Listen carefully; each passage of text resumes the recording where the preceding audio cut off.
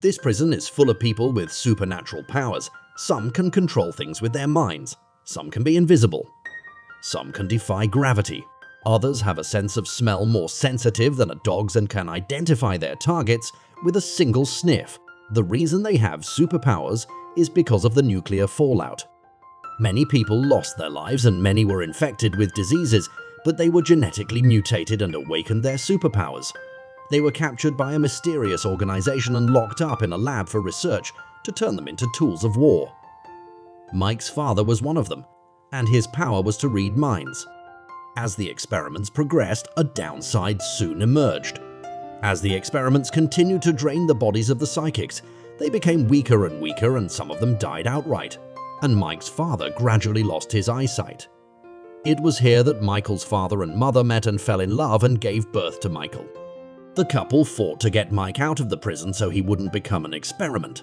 During the escape, his mother was shot, but his father escaped with Mike.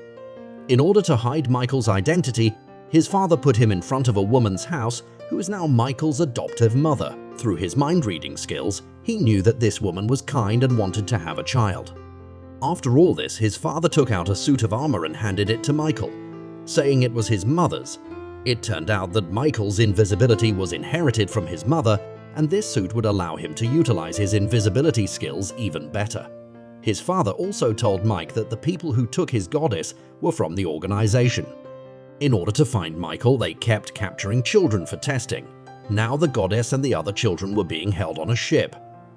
That night, Michael used his invisibility to sneak into the ship and rescue the goddess and the other two children, but just as they were about to leave, the goddess said that an old man was also being held here, and she asked Mac to rescue him as well. They found the room where the old man was being held. But when they entered the room, the door was immediately locked and the goddess suddenly turned against them, pointing a gun at Mike.